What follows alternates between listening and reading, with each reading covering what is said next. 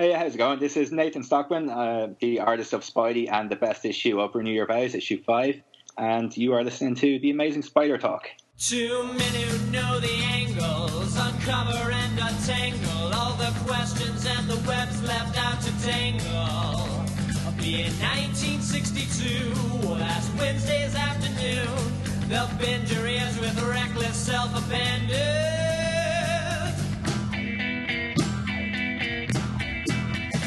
The amazing Spider Talk.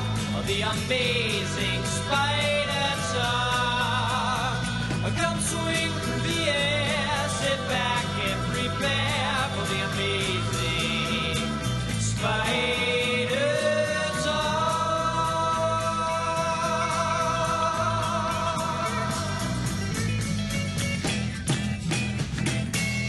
Hello and welcome to the Amazing Spider Talk. My name is Dan Gvozden, and I'm the founder and editor of SuperiorSpiderTalk.com. And I'm Mark Ginocchio, founder of the Chasing Amazing blog and currently an editor at Superior Spider Talk. Thanks for joining us, everyone, for another special Amazing Friends episode of Amazing Spider Talk.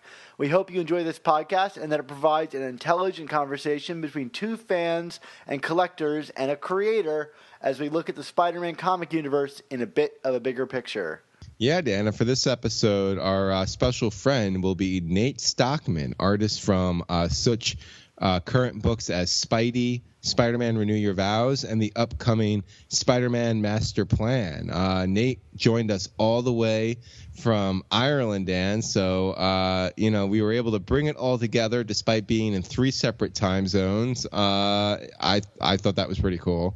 Yeah, I agree. And I think the whole intention we have behind this show is that we wanted to talk to someone who was just kind of coming into the Spider-Man art family and find out what that was kind of like to be plucked out of, not obscurity, but, wherever you are to join the team. And we've kind of done this before with other creators, even like Ryan Stegman. Yeah, who Nate kind of has a thing with on Twitter. Although as we will learn, it's more of a social media show. I guess that it's not quite as intimate as I maybe imagined. And that makes it sound worse. All right, well, let's just get right to the interview then. Well, now let's meet one of our amazing spider friends, the kind of guy who goes to other friends who recommend. Find out about the things they created. You'll love them so much that you wish you dated. But you're just friends. They're an amazing friend. A friend, a friend, a friend. They're an amazing friend. All right, Dan. Well, as we said in the intro here, we're joined with a very special guest today. We have Spider-Man artist, a comic book artist, Nate Stockman. Nate, welcome aboard. Thanks for coming here. Well, thanks for having me, guys. Delighted to be here. Awesome. Well, Nate, we always kind of want to ease our listeners into these interviews with kind of an origin story of sorts for the people we have on, and we're all big comic book fans here, so I'm curious about what some of your earliest experiences are with comic books and superhero comics in terms of reading, writing, illustrating. I mean, what kind of hooked you into this art form? When you were younger, or maybe it was only a year ago. I don't know. Usually it's when you're younger, but I'm curious for you. Where did your story with comics start? I'd say probably with the 90s cartoons, like the X-Men ones and the Spider-Man ones. Got real into them. The Spider-Man and His Amazing Friends, I had like a pirate VHS of that I watched to death. It had like 3 or 4 episodes, and then an episode of Spider-Woman at the end, so I watched that like a billion times. Then just going to like the newsagents and stuff, they used to have English reprints of American comics, and so it was around the time of the J.D. DeMatteis Salvashima spectacular run, I think. So it was kind of late 80s, early 90s. Does that sound about right? It does, and it's a great run of comics to get into. Yeah, I think one of the first Spider-Man comics I read was the Death of Harry Osborn. And it was one of the first ones I can remember clearly reading, and that just blew me away. I mean, I didn't even know who Harry Osborn was, but I knew it was like a big deal that he died. And I had like that whole like the wordless pages at the end, and that was just like hugely inspirational. I just like wanted to know everything about Spider-Man from that. And like Sal Buscema's art, I think he's one of my like number one influences to this day. I just like whenever I see Peter Parker in my head, I see the way he draws him. He's just like so dynamic and I don't know, absolutely amazing. I know his big brother usually gets most of the kudos, but I think Sal is, for my money, like one of the top 5 Spidey artists of all time. From there, I think I discovered like comic shops. I went to like Forbidden Planet in Dublin and stuff like that. And so I picked up a few trades. Got Spider-Man Torment, I remember buying. That was the McFarlane one, yeah. Spidey versus Venom, the Eric Larson collection. Oh, I love that. With the silver shiny cover. Oh, beautiful. Eric Larson as well. He absolutely adore his Spider-Man stuff. Can't even put into words. He's so good. Got big into X-Men as well. The Jim Lee relaunch with the million covers. I really liked. I got into Garth Ennis a lot because he was from Ireland, well, Northern Ireland, but Ireland, and just have like a homegrown talent like that. It was cool to show you that like people like us could make it in comics. And I met John McCrea as well. He was the artist on The Demon and Hitman when I was real young, and he's probably my favorite artist of all time to this day. I just absolutely adore his stuff. It was the first time I'd ever seen original art. They used to have a cartoon festival near where I used to live, and they'd have like bring over newspaper cartoonists and a couple of comic guys, and they just have marquees everywhere for a week of just celebrating just cartoons. It was brilliant. I was like 10 at the time and just lapped it up because I was kind of getting into comics like big time, and then that just fell on my doorstep and that just cemented it. I was in forever then. It's the first time I've seen original art, and that was a huge deal because I'd always, like when I was trying to like recreate like drawings or whatever, if I made a mistake, I'd start again. Like they had to be perfect, and then I saw original art and I had like paste ups over it, like white out smeared all over it. That was brilliant to see like the big boys make mistakes. What's it like collecting comics in Ireland? I know it's probably not the same, publishing and collecting scene as it is here in the United States. Do you get like foreign reprints or was stuff delayed? Yeah, there was foreign reprints that were bundled together, like you'd get 2 or 3 issues. But if like some of the newsagents had newsstand editions with like just normal versions of the comics. I remember like my local newsagent had Generation X when it was coming out. That's how I got into that. And then I started going to specialty stores and just picking up what I could. And I had family in America as well, so whenever I'd go over to see them, I'd get to raid back issue bins over there and go into like Impulse was one of the first series I collected. The Death of Superman, all that stuff. Loved all that. Very Legion squarely in the 90s is what you're saying. Oh, yeah. The 90s kid. Oh, yeah. I loved like Spawn, Savage Dragon, all that stuff when it was coming out. It's just the perfect age for that. And not even just 90s, but like the big like speculator collectible stuff from the 90s. I mean, kind of piggybacking on what Dan asked you, overseas, I mean, here in America, those books were like kind of marketed as like these, like, this is the next collector's item. You can have 5 Death of Superman and put your kid through college. I mean, was there any of that overseas, or was there less of that kind of, it's collectible? Not only is it cool comics, but like, this is an investment, comics as an investment. I'm sure there was a bit of that, but I was too young to understand that. I just read what I thought was cool. I never worried about if it would make money or anything. Yeah. But the series I've collected most of all is the Legion of Superheroes, and no one cares about that whatsoever. Like I've nearly every issue from 1960 on, and I could sell them and just make a loss on them. No one cares.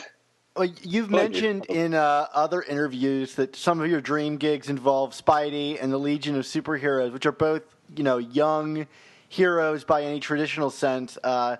Do you think there's a reason for your affinity for these younger heroes? Is it tied up with your youthful discovery of them? Yeah, I just don't want to grow up ever, so I just want to retain my youth through them. It's just all the stuff I love growing up. I liked when when I was a teenager, I gravitated towards teen heroes. So like I liked Spidey, like I liked reading the Ditko stuff and the Essentials. I liked the Legion. It was the post-Zero era stuff. I don't know if you're into the Legion. Mm-hmm. So they're all like de-age to teenagers. Impulse, Young Justice. I like the Tim Drake Robin, all of that stuff. You never really grow up. Like you still love what you love when you're 15, when you're 34, which is my age now.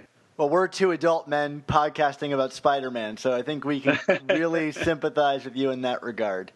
I'm among my own people. So, Nate, how did you take this obvious love for comics and then translate it into a career in comics? I mean, what was kind of your breakthrough in the industry and then ultimately your breakthrough into Marvel? Well, before all of that, like I just cut out every relationship in my life and focused purely on drawing stupid pictures for my teenage years. And then it was kind of all I ever really wanted to do. I studied as an animator, but I never went into the industry. But it was brilliant training for comics, just learning how to tell a story, and that was always my biggest thing. You have to be able to get the point across in as like fewer frames as possible in animation. So it was a good carryover to comics. I'd always had like a fairly decent grasp of how to tell a story, like all right, I guess. I think it was 2006 there was a comic convention in Dublin, and CB Cebulski, who was the talent scout at the time, was over. So I did up a couple of pages of samples and went down to him, and he was lovely. He had like really nice words to say, just kind of encouraging, keep going. And it took 10 years, but like 10 years later, I was drawing Spider-Man for real. So it was pretty cool. It's not too shabby. Yeah, not too shabby at all. That was funny, actually, just thinking back. My very first samples were Spider-Man. So all I ever really wanted to draw was him. And how did they reach out to you to, be doing Spidey and come into the Marvel fold? That they've been following. Has he been following you for all these years and just thought it was your time? Did you resubmit a new portfolio? What was that thing that got you over that just hump? showing up at offices with a boombox for 10 years. No, I did. I think my first kind of breakout series was a series called Antihero for Monkey Brain. They were a digital first company, and that was written by Jay Faerber. He he writes Copperhead now. He did Dynamo 5, Noble Causes, and he did a load of Marvel and DC work as well. He wrote Generation X for a bit. He wrote Titans for a while as well. He's done loads of stuff. Brilliant writer. I was like a huge fan of his, and so to get to do a series with him was great. And then from that, I did a fill-in issue on a series called I Love Trouble for Image, and then the writer of that we got on and decided to pitch another series to Image called Rain, and that lasted 10 issues about two years ago. And it was while I was drawing that, I was doing commissions as well, and I did a Spider-Man commission and put it up on Twitter, and Nick Lowe tweeted me and asked if I had any sequential samples. I sent some stuff to him, and he's like, oh yeah, there's potential or whatever. And he's like, send me stuff every couple of months and we'll see how you get on, kind of. And so I did, and he put me in touch with Ricky Purdon, who's the new talent guy at Marvel. Well, I think he's been there a couple of years now, and so I was working with him for a bit, just doing samples and just trying to listen to his feedback and stuff. Yeah, just after doing a bit of back and forth with him for a while. He absolutely brilliant, by the way. I can't say enough about that fella. He really knows his stuff. So if any of your listeners ever get a chance to deal with him, just count yourselves lucky. So it was just one random update. I just sent him some commissions I think I've been doing, and then he mailed me to say that there might be something for me. And then the editor for Spidey, Darren Shan, emailed me and offered me 2 issues of Spider-Man or Spidey, and you had to like peel me down from the walls. I was vibrating with happiness. The most excited I've ever been in my adult life, I think. Well, I mean, I could definitely sense what the excitement was. I mean, but did you also feel like any pressure to do Spidey? I mean, in terms of like pressure on yourself, because it's like this is one of your guys, you know, like you grew up with this character, and he's an icon. He's one of Marvel's flagship characters. Are you like looking at this like, I mean, it's obviously an opportunity, but you're also like, oh man, what am I gonna do? Yeah. There was like, obviously I was nervous, but I think if it was any other character in the Marvel universe, I would have been a lot more nervous. But because it was Spider-Man, and I had such a love for the character and all the cast and everything, and I knew them all inside out. I knew how they should look, how they should act well to me. So I went in just fully, like, I'd done me a lifetime's worth of research, so I was ready to give it my best, and like I did. I put everything I had into those issues. So, and I ended up finishing out the series. I did issues 8 to 12, and that was just absolute dream come true stuff.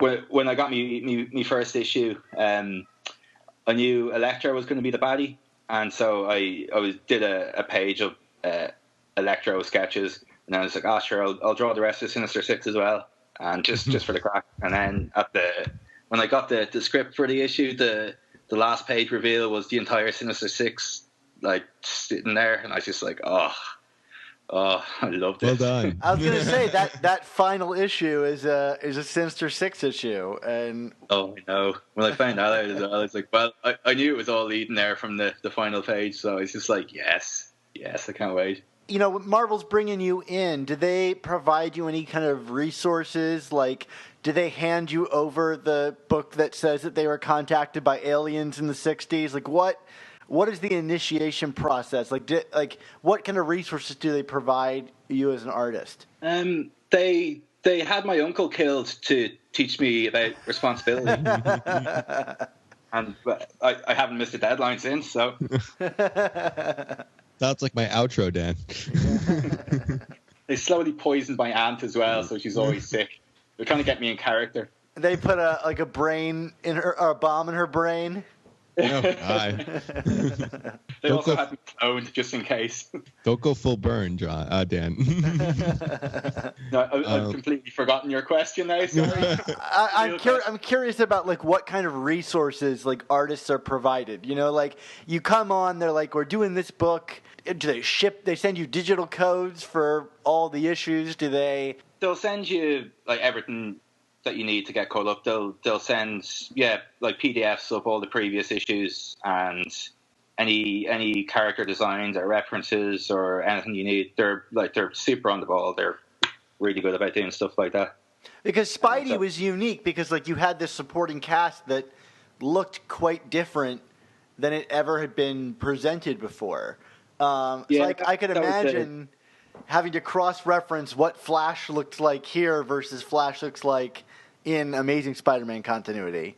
Yeah, they all got like a little design tweak, a bit of an upgrade from Nick Bradshaw. So I was given whoever he had designed at the time, which was the main cast and some of the villains, and just whatever I needed to work with up to that point. And then I think was Electro. I don't think he had designed, so I kind of skewed towards the classic looks for anything that wasn't designed, just because I loved them. Like when Kraven appeared in issue 9, I was like, can I put him in his leopard tights? And they're just like, yeah, that's fine, do whatever. It's like, yes. And I mean, and what is it like to be drawing like high school Peter? I mean, is this like, you know, do you feel like you're doing something different than when you used to do kind of sketching of Spider-Man and his cast, you know, when you were before you became a professional? Or do you feel like your natural kind of innate artistic abilities lend themselves to that kind of the younger universe, the younger Spider-Verse? I don't know if I had drawn a huge amount of a teen Spider-Man. Like if I was drawing him, it would have been mostly his adult adventures, because he wasn't really a teenager for that long in the books. So most of when I was reading him, he was growing up. So I definitely made sure that he didn't look old. So him and Gwen were on a date in my first issue, so I had to make sure that they looked 15 or whatever age they were. So they're skinny, they're slight, they're kind of weird looking the way everyone is when they're a teenager. Like I had to give him his big eyebrows and stuff, and make sure he had his kind of little John Romita spit curl kind of thing. But apart from that, he's just kind of. I didn't want him like gangly either, because I mean, when he has his costume on, he looks like super ripped if you really look at it. Like, yeah, I just didn't want them to look like overly muscular, I guess, or anything. Which Spider-Man character, have you had the most fun drawing? And I guess alternately, which do you find the most challenging, difficult, or frustrating? I'd say probably Peter was my favorite, just because he is Spider-Man. It took me a little while to get comfortable with him, I will say. I actually have me pages pulled up here just for reference. I'm looking at that first page I ever draw of him, and it's kind of wonky. Well, I mean, it's there. So yeah. Anyway, sorry. Yeah, Peter was definitely my favorite to draw. Just getting all like crazy poses when he's Spider-Man, and just love it. Who was difficult now? Aunt May was kind of tricky because she doesn't look like the classic Aunt May. That kind of de-aged her a little bit. Who else was tricky? They didn't want you to draw her like Marissa Tomei. As much as I pitched it. She's my older lady crush. Her and Sally Field were 100% like my older lady crushes before they ever had like Aunt May roles. So. Oh man, that makes those movie experiences interesting. Yeah. Well, are there any characters that you're dying to draw? Oh yeah, for Spider-Man, yeah. Yeah. The one character that I really wanted to draw that we couldn't was Venom, because it's set during his first year or whatever of being Spider-Man, and it would have made zero sense. As much as I begged Robbie to put him in there. Are you going to be working on Renew Your Vows during the Venom story? I know it hasn't been announced yet, but I know they're doing Venom coming up. That's I've seen the solicitors for that. No, I'm not a part of that at all. That's Ryan's baby, and I couldn't be more jealous.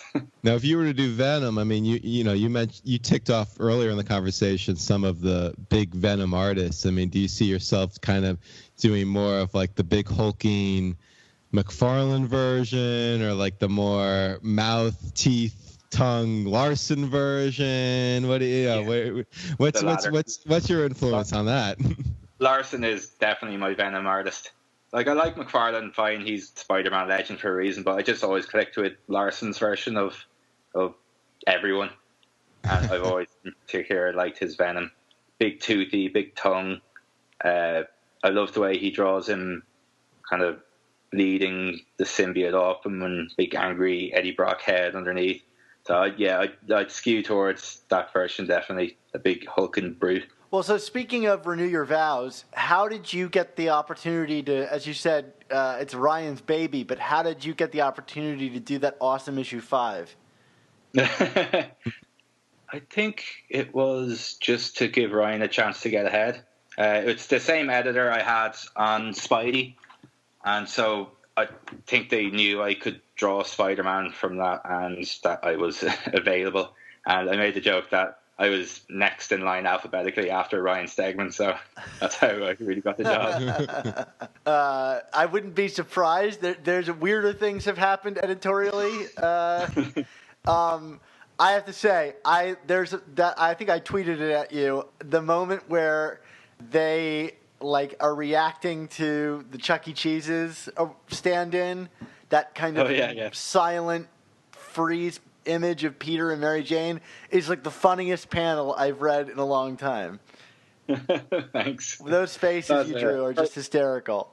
Oh, that's actually a good example of everyone coming together to be the greater than the sum of their parts, because Jerry wrote that great scene and then I drew it, and my editor Darren was like, he kind of encouraged me to push it a bit further, and it just made the expressions all the funnier. Did you Google Chuck E. Cheese stuff or something to get influence there? Because I mean you don't have that in Ireland, right? Or no, do that? No. Is there an Irish version of a Chuck E. Cheese that kind of would be something like kind of similar. Well, I knew what Chuck E. Cheese was, so I just looked up a bit of that, and that was in the script. Jerry said that it's a Chuck E. Cheese-esque place. I just went with that. You captured the kind of decrepit terror of Chuck E. Cheese really well in that issue. Yeah, I have a 5-year-old. I hate Chuck E. Cheese. So his name has been mentioned frequently in this conversation, and I'm not gonna lie, I kind of when I'm kind of spying on creators I follow on Twitter, I notice you and Ryan Stegman kind of jokingly going at it. Can you kind of talk a little bit about what the relationship and the connection is there? I mean, how do you know Ryan? Where does this all come from besides the alphabetical nature of it? We're deeply in love. Breaking news. To be honest, I don't really know Ryan that well. It's just from joking around on Twitter a bit and just a few emails and stuff like that. But I think he's funny, so he's good crack to talk to. No, I mean it looks like you two like grew up together the way you kind of go at it. It's funny. I don't know. I enjoy it. So Twitter is weird like that. You can form weird friendships like very quickly. Not that I'm friends with Ryan. I just want to state that for the record. Will do. But you are in love with him. Oh yeah. Oh, it's a love that transcends friendship. Exactly. Yeah. I hate love him. Your style is really unique, and I could trace a million influences to it. I guess I'm curious what those influences are and where you see your style going in the future. Like, what are you trying to push? What's your next big hill to tackle? Okay, I'll give you all my influences because they're very easy. I skew towards cartoonier styles. So I like guys like John McCrae. He was a big early influence on me. Sal Buscema, who else? Stuart Immonen is the greatest working comic artist. He's just unbelievable. I just want to give up whenever I see anything he draws. Who else is good? Ryan's pretty good. Greg Capullo's good. I say good. They're all like incredible. Jason Pearson, I love, but I wish he was more prolific. But what you do get is absolutely incredible. All his body bag stuff. Oh, I don't know. People like that. I like Declan Shalvey as well because he's Irish. That's the only reason. That's fair. Where do I see my style going? I don't know. I like playing around a bit. I like. It's hard on monthly comics to do too much experimenting, so I try and do a little something every now and again. I like doing grey tone marker stuff, so I've been trying to do a little bit of that on Doctor Strange, just to mix it up a bit, just to try and push myself in different directions, because you can definitely get complacent and your stuff can become stagnant and boring. I think you need to just give yourself a little kick up the arse sometimes to try new things. And do you see yourself kind of preferring to stay in the realm of licensed characters from Marvel or the Distinguished Competition, or are you kind of thinking down the line, I'd love to do some creator-owned work? I mean, it seems like there are some people who don't mind sticking with the licensed stuff, while others are like, oh no, I gotta do my own stuff one day. Where do you kind of fall on that? I actually came from doing creator-owned stuff first, so I kind of flipped it a bit, I guess. So I got that out of my system early. Like, I'd love to do more because it was super rewarding doing it, building something from the ground up.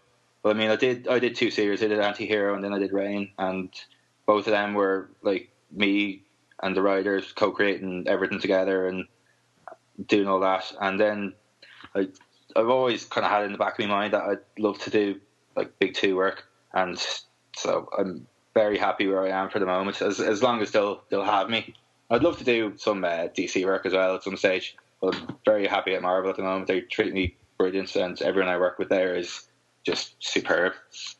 You have been a great cheerleader for them. Well, they are my corporate overlords, aren't they?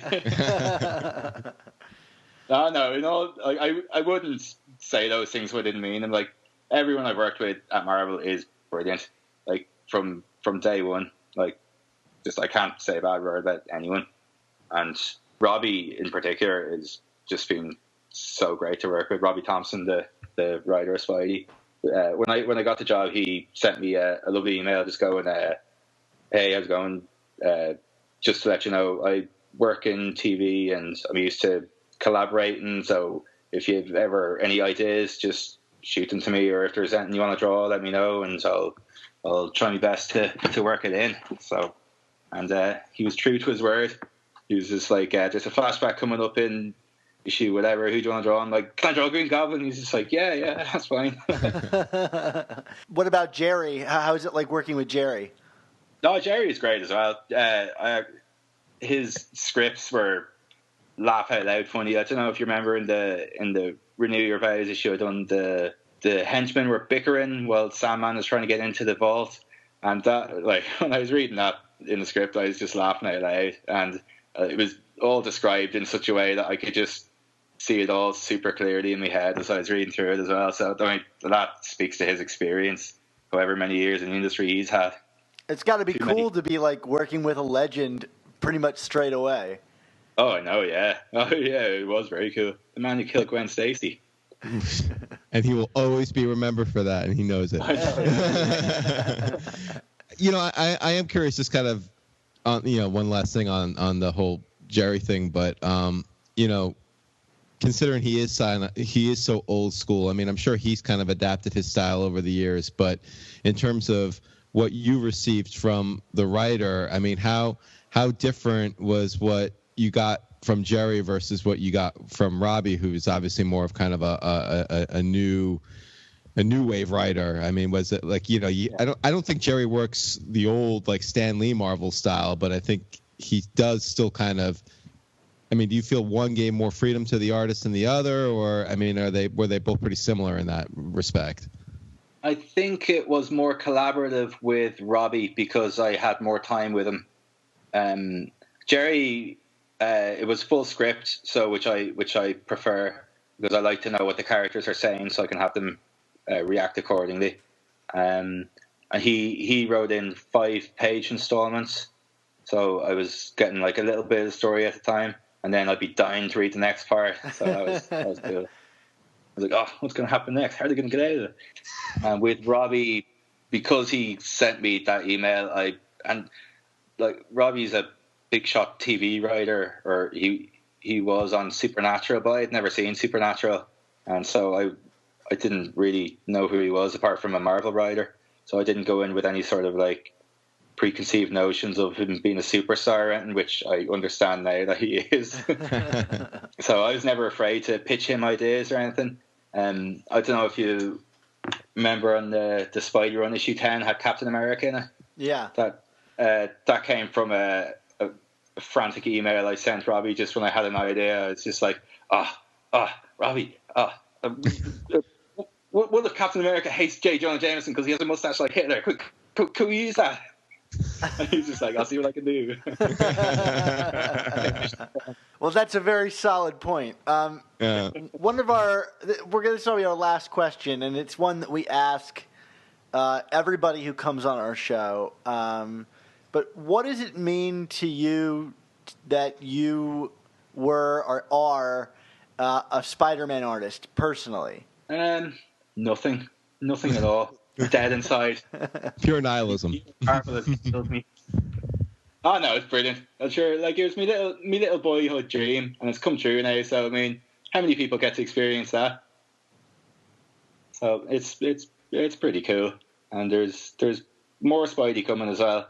There's the. Can I plug some stuff? Yes, go for it. Plug away.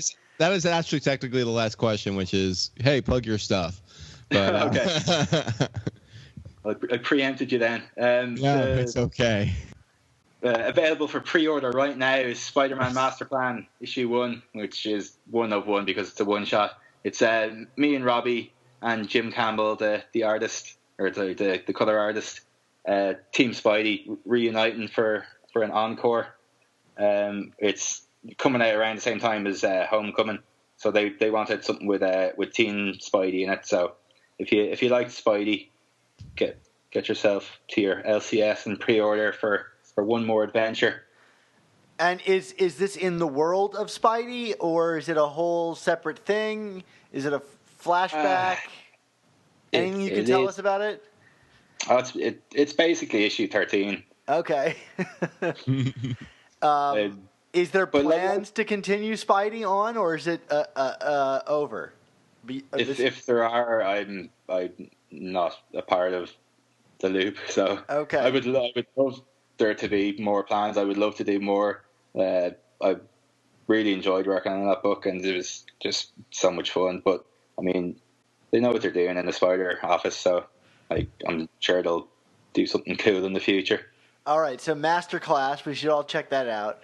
Master Plan. Sorry. Oh, it's what's his face? The old Ditko villain who's in the. Oh, Crime Master. Crime Master. Thank you. The nobody. Now it all makes sense. Nobody, yeah, no one remembers. The only guy we could use. Yeah. It'll be out around time Homecoming is, so check that out when you're come out of the theater and you're on your Spider Buzz. Anything else you're working on?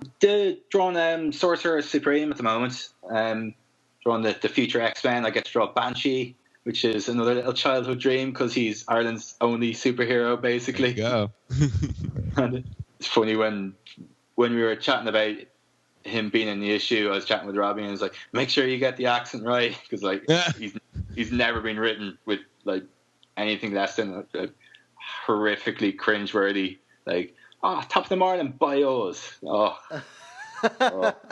What does Claremont know? Robbie does it look right. See, this is the kind of stuff I love to hear about, because it's like that. Yeah, for me, I'm just like, oh wow, this character really has a thick accent. I don't understand any of it. Is that how everyone sounds like? And you're like, no, that's not how we sound like at all. I was worried you wouldn't be able to understand me at all.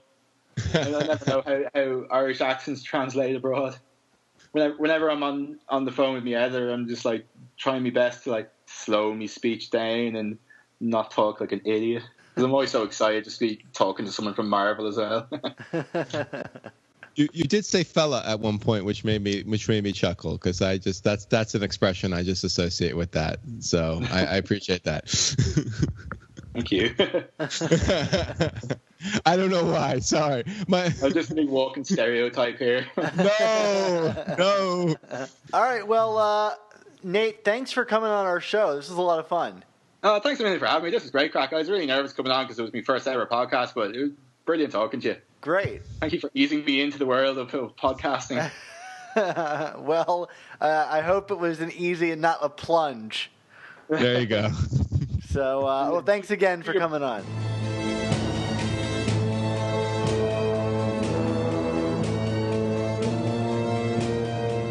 Mark, I love these kind of interviews because Nate seems like he's one of those rare people that has a dream from when they're a kid, a very specific dream, and then manages to pull it off. We'll see. Maybe he'll be drawing an Amazing Spider-Man sooner or later.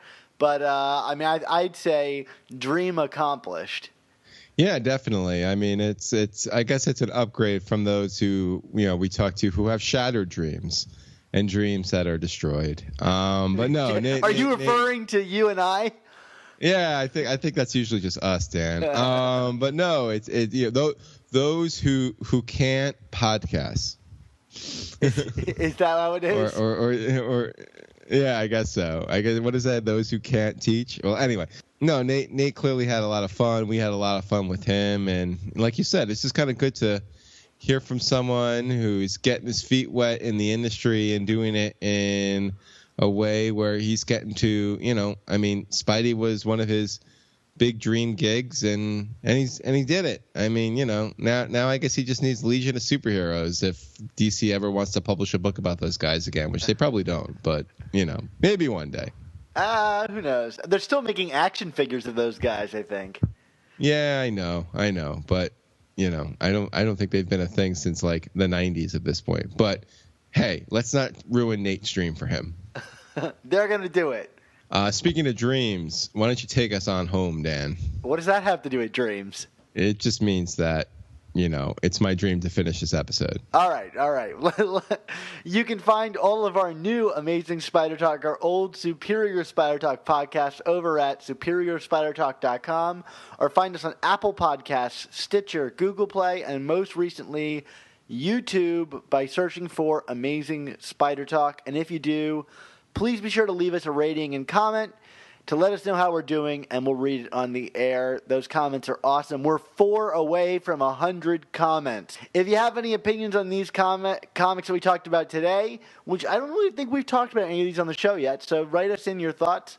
Or any questions, be sure to email them to us at amazingspidertalk@gmail.com.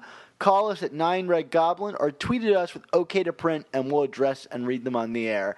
And I'll add to that, if there's someone you want to hear as a guest on the show, shoot us a message. Maybe, there's someone we're not thinking about that you would be really excited to hear from. Have you guys ever considered talking to Stan Lee? We're going to get a lot of those. Also, be sure to check out both our Facebook pages and subscribe to our brother podcast, The Ultimate Spin, to keep up with all the scoopy scoops related to the adventures of Spider-Gwen and Miles Morales. Dan, I'm never going to let Scoopy Scoops go down. I might change the name of news on our site to just say Scoopy Scoops. Yeah. Speaking of Scoopy Scoops, Dan, next week we are going to do our final Essential episode. I can't believe we've did 30 of these. It only took us 3.5 years to do it. No, only 2 years. Only 2 years. Okay, fine. It just seems like 3.5. But it's your pick, Dan, which means it probably won't be picked as an essential. But why don't you tell us what it's going to be anyway? That's a pretty fair assumption. I will readily admit. My pick for next week is Astonishing Spider-Man and Wolverine, which is a favorite team-up of mine, and I'm going to try to make the case for it being an essential or not. You know what? Write in and support me, or tell me how wrong I am. I want to hear your thoughts on Astonishing Spider-Man and Wolverine. Excellent, Dan. I look forward to hearing you twist yourself into a pretzel over this next week. All right. Well, Mark, while I'm busy twisting, I might find myself stuck and unable to move, but still able to access the internet. So how can I find what you're doing? Dan, we can always perpetually access the internet in our current states.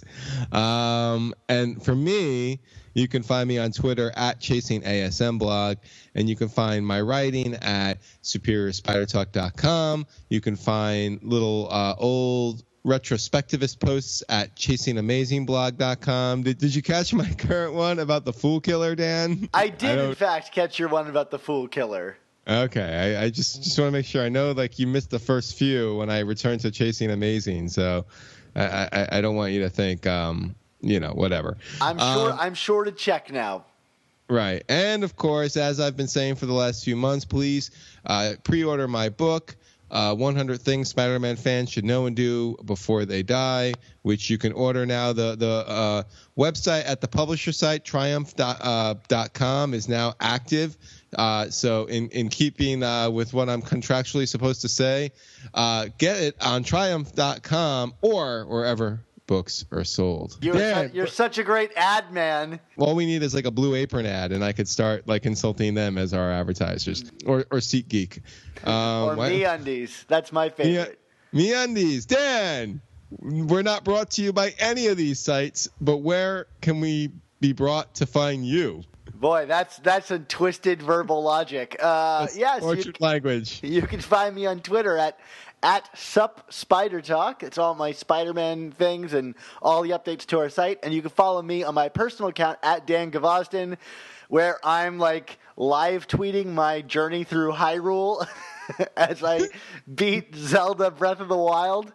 How far into it are you, Dan? I beat the second dungeon, and I don't know. I'm 130 Korok seeds into the game. I don't know what that means, but we're getting somewhere.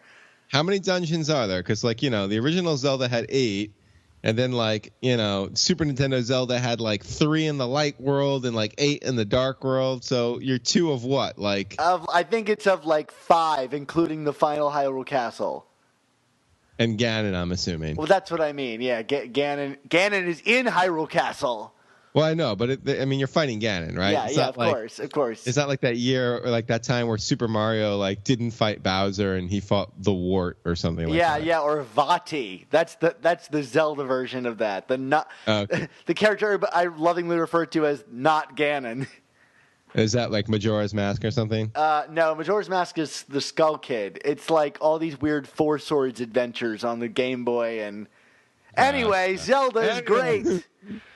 Track my journey through Zelda at Dan Gvozden on Twitter, and sure to have plenty of tangents. And I think that's about it for now, Mark. I'm just gonna put it there. And in the show notes, there's a link to the comic book I'm writing. And you can find all the behind-the-scenes information on that. Very exciting stuff. So, Mark, back in the day when you fancied yourself a comics creator and signed a contract deal with Marvel, much like Nate, you were put through the ringer of Marvel's Spider-Man induction team, and they killed your Uncle Ben. What did that... First of all, I'm curious... Why? And then secondly, do you feel like it was advantageous to your writing? Yeah, I didn't even get to put an insurance claim in for this one. I mean, I signed the contract and it was I think part of the contract too is I couldn't put in for an insurance claim. But yeah, so let me ask you though, was the funeral tax deductible because it was for business? Yeah, well, exactly. It was. But, it should be noted, this was like early 90s. So this was actually the legendary Tom DeFalco who orchestrated the hit on my uncle. Working for Marvel in the 90s was it was a tough time, Dan. I mean, putting aside the murder of the loved one, we were dealing with such things as the speculator boom and, the big image excursion. I mean, all I wanted to do was work with Todd McFarlane and Eric Larson. And, of course, I always wanted my uncle back, too. But that was not meant to be because he was killed. At the end of the day, since this was the 90s, the pitch for me to work at Marvel was, they wanted me to do a series about Frogman. Because, I think they figured Frogman would move about 80,000 units every 2 weeks, And, I mean, that would have obviously been one of the lower books for the 90s. But sadly, doing a Frogman book without my Uncle Ben there to remind me of the time that he would sing The Rainbow Connection to me on a lily pad with John Denver there was just a bit too much for me. And that's a very specific memory. Well, I'm just thinking frogs right now. Dan, you got to just go with it because you gave me so little to work with today. I always got stuck on that part with, the why are there so many songs about rainbows? And it just dawned on me that I had to go into the legendary Tom DeFalco's office and I gave him like a couple of pages and there was nothing on it. And he was like, well, what's going on? I'm like, well, it's Marvel style, let one of the image artists do it, fool. And that didn't go over well, so I was fired. And my uncle still was dead.